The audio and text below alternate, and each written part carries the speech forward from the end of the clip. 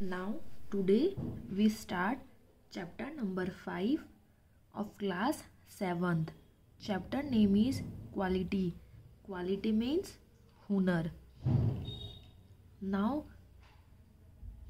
we will read something about chapter. The chapter is written by John gales वर्दी. जो author है इसके वो कौन है? जॉन गैल्स वर्दी.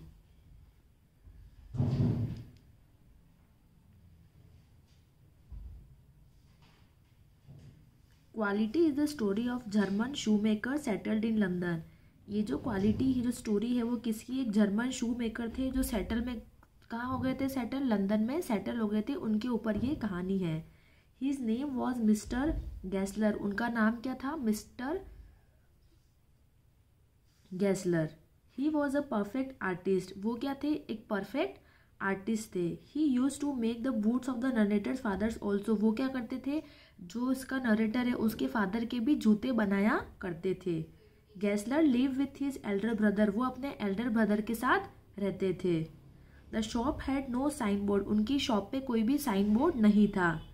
ही made boots only on advance order. वो हमेशा क्या करते थे? उनको कोई एडवांस ऑर्डर देता था, उसी बेसिस पे वो जूते बनाते थे. तो आज हम इसी के बारे में पूरा चैप्टर पढ़ेंगे.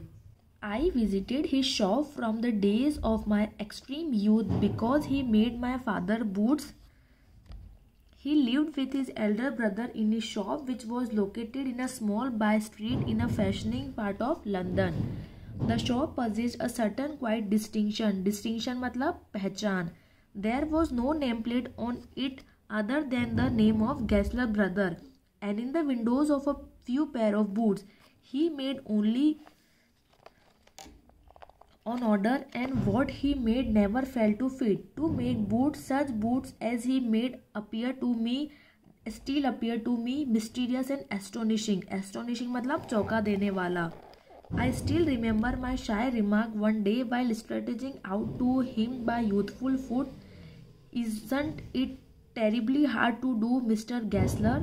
And he supplied the answer with a sudden smile from out of the redness of his beard. I had is an art. Author उस जूते बनाने वाले को कई सालों से जानते थे क्योंकि वो उनके पिता के लिए भी जूते बनाया करते थे. मिस्टर जैसलर अपने बड़े भाई के साथ लंदन की अपनी दुकान में रहते थे. दुकान की कोई और पहचान नहीं थी, बस ये जैसलर बंधुओं के नाम से जानी जाती थी. वे ऑर्डर मिलने पर ही जूते बनाया करते थे. एक बार ऑथर ने मिस्टर जैसलर से पूछा था कि क्या आप उनको अलग अलग नाप के पैरों के लिए जूते बनाना थोड़ा बुरा नहीं लगता है. उस समय उन्होंने एक भारी भरकम जर्मन लैंग्वेज में जवाब दिया कि यह तो एक कला है. It was not possible to go to him very often. His boot lasted very long having something beyond the temporary some spirit of boot stitched into them. Unlike the other shops, going to his shop was just like one enter a church and sitting on the single wooden chair waited. A guttural sound and the tip tap of his slipper thumping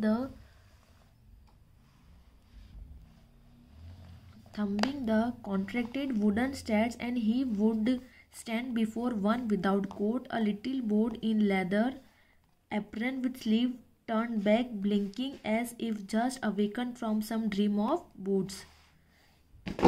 And I would say, "How do you do, Mr. Gessler? You could make me a pair of Russian leather boots." Not uttering a single word, he would leave me retiring whence he came or into the other portion of the shop, and I would keep sitting in the wooden chair, inhaling the incense of his trade.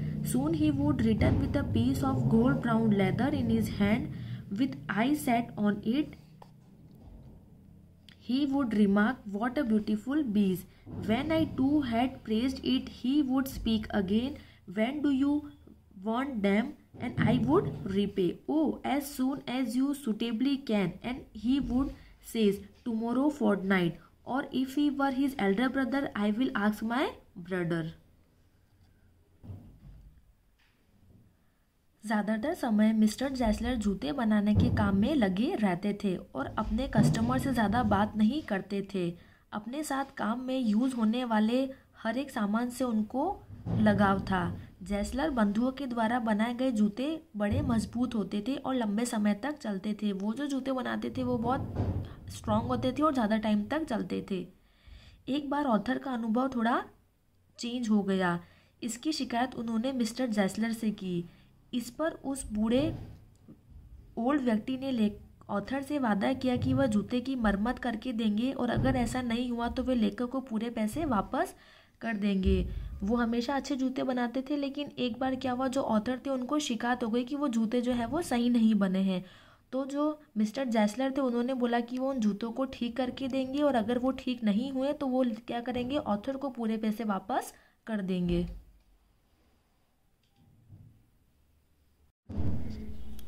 When I would mutter, "Thank you, good morning, Mr. Gessler."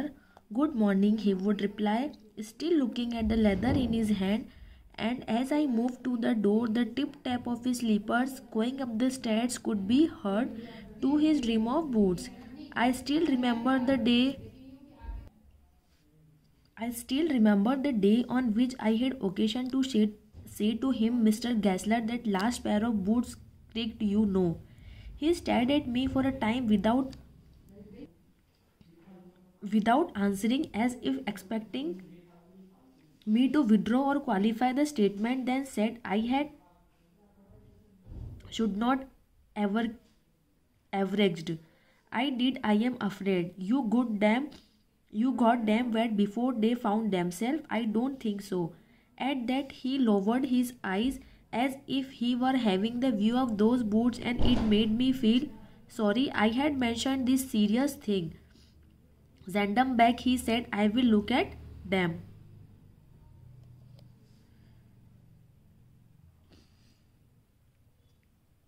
"Zoom boots," he continued gradually, "are bad from bittered. If I can do nodding Vidon, I take them off your bill." Once I entered absent-mindedly मतलब अनुपस्थित, into his shop in a pair of boots bought in an emergency at some large firm. He took my order without showing me any leather, and his eyes penetrating the inferior layer of my foot. Finally he said, "Those are not my boots." Penetrating मतलब किसी भी चीज़ में hall हो जाना, छेद हो जाना। Mister जैसलर का जो दुख था, उनके जीवन के मुश्किल पल में एक बार जूते बनाने के लिए ऑर्डर देते टाइम लेखक थोड़े से खोए हुए थे। जो जूते उस समय ऑथर ने पहने थे वह उन्हें जल्दबाजी में किसी बड़ी शॉप से खरीदे थे। मिस्टर जैसलर ने उस जूतों को ध्यान से देखा तथा जहाँ से जूते चुभ रहे थे उस जगह को थोड़ा सा दबाया।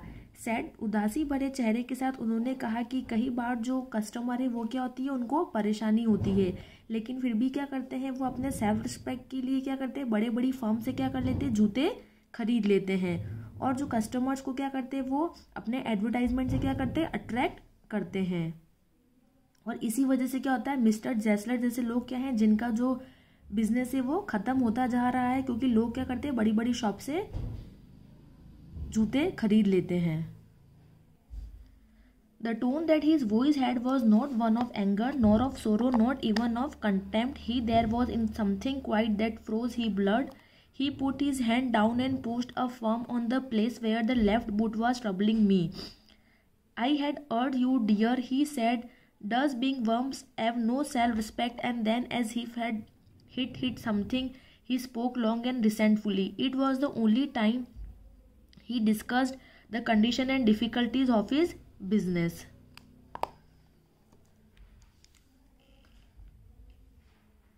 और उसी टाइम उन्होंने बोला कि लोग जो है वो बड़ी बड़ी कंपनियों से जूते खरीद लेते हैं और इसके लिए उनका जो बिजनेस है वो धीरे धीरे क्या होता जा रहा है, खत्म होता जा रहा है।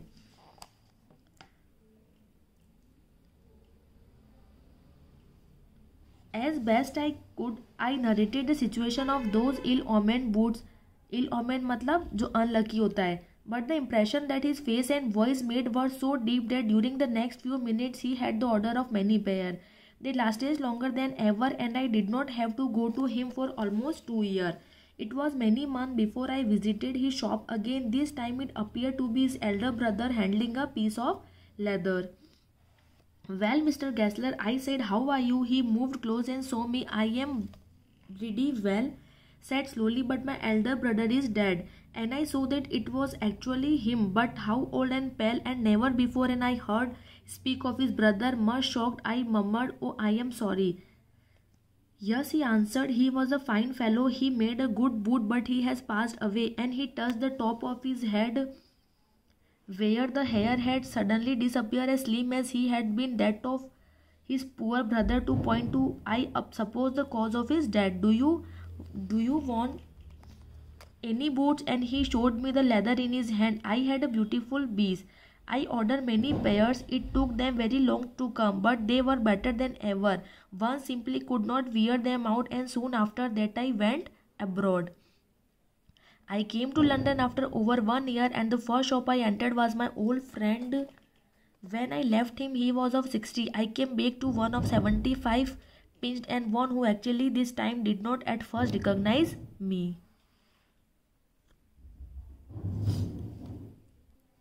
ऑथर ने पहली बार ऐसी बातें सुनी थी और मिस्टर जैसलर के लिए उन्हें इतना अफसोस हुआ कि उन्होंने कई जोड़ी जूते उसी टाइम बनाने का उनको आदेश दे दिया। कुछ महीनों के बाद जब ऑथर पुनः उनकी दुकान पर गए, बस मिस्टर जैसलर को उनके भाई की जगह समझकर धोखा खा गए। जैसलर की जगह कौन था? उनका भाई। कुछ देर बाद उन्होंने पता चला कि बड़ा भाई उनका जो इस दुनिया में नहीं रहा। उन्होंने फिर से उनकी बारे में सोच के बहुत सारे जूते बनाने का आदेश उनको दे दिया और उसके थोड़ी देर बाद वो फिर से अपने विदेश जाने के लिए निकल गए, अब्रॉड जाने के लिए निकल गए। वहाँ से लौटने के बाद वे अपनी पसंद की जूते की दुकान पर फिर से गए, जो कि उनके दोस्त की दुकान थी। इस बार मिस्टर जैसलर को ज़्यादा ही एज में लग रहे थे। जब वो वापस अब्रॉड से आने के बाद उस शॉप पे गए तो उन्होंने देखा कि जो मिस्टर जैसलर थे वो ज़्यादा एज में लग रहे थे। उनका कहना था कि उन्हें तो सिर्फ 1 साल गुजारा था, पर ऐसा लग रहा था कि उन्होंने बहुत साल पूरे कर लिए हो, बहुत सालों का सफ़र पूरा कर लिया हो, जबकि ऑथर तो खाली 1 साल के लिए ही गए थे।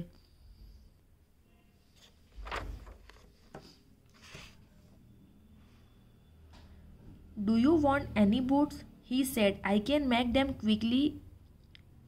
Is this a slack time? Replied, please, I want boots all around every kind. I'd have give those boots up when an evening they reached. One by one I tried them on. They were the best he had ever made in shape and fit, in finish and quality of leather. I came downstairs, wrote a check and posted it at once with my own hand. After a week passing the little street, I thought I should go in and tell him how splendidly the new boots fitted, but reaching the place where his shop was found, his name was gone. I made me very much disturbed. In the shop there appeared a young man with an English face. Mr. Gessler in, I said. No, sir, he said. No, but we can attend to anything with pleasure. We have taken the shop over.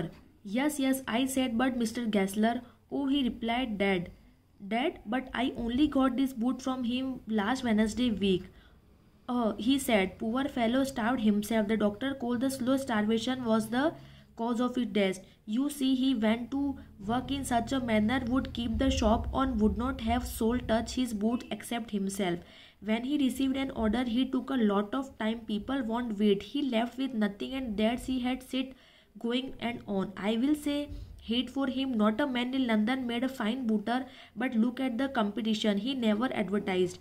Use the best leather too and do it all himself. Well, there is it. What could you anticipate with his ideas?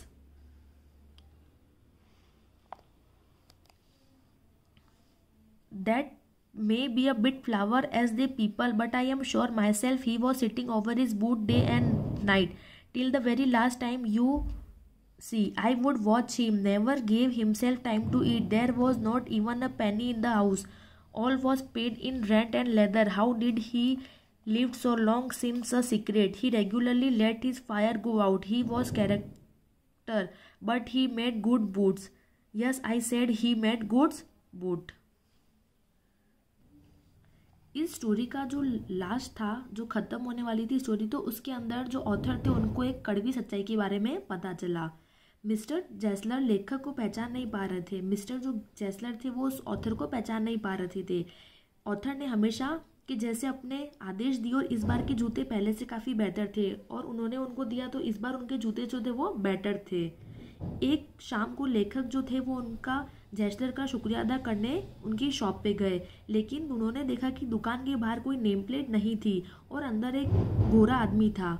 उस गोरे आदमी ने उन्हें बताया कि mister जेसलर की मौत हो चुकी है और उन लोगों ने वह दुकान हासिल कर ली है। और उन्होंने बोला था कि मैं पिछले ही लास्ट वेडनेसडे को जेसलर से मिला था, तो उन्होंने बोला कि हाँ उसके बाद ही उनकी डेथ हो गई थी और ये दुकान हमने हासिल कर ली है। और उस गोरे आदमी ने आगे बताया कि मिस्टर जेसलर की जो मौत का कारण है वो क्या है, स्टारवेशन भूख मरी जिसमें उनको खाने को नहीं मिला। उस गोरे आदमी ने बताया कि उन्होंने सारे जूते हमेशा खुद ही बनाए थे और कभी भी किसी को उन्होंने जूते छूने नहीं दिया। हमेशा वे बेस्ट क्वालिटी के सामान को यूज़ में लेते थे और जो लोग उनको ऑर्डर देते थे उनको पूरा करने के लिए वे दिन रात मेहनत किया करते थे। लंदन में सबसे अच्छे जूते जो थे वो वही बनाते, फिर भी वह कंपटीशन में हार गए थे। वे जो कुछ भी कमाते थे वह दुकान का किराया भरने में और अच्छी क्वालिटी वाले लेदर को खरीदने में खर्च हो जाते थे। वे अपने भोजन को भी काम पूरा करने के चक्कर में छोड़ जाते थे। वो क्या करते थे, वो अपने काम के प्रति इतने डेडिकेटेड थे कि वो अपना खाना भूल जाते थे, ताकि जो जूतों का जो उनको पेयर है वो हमेशा क्या कर सके, सही टाइम पे तैयार कर सके और उनको पहुंचा सके।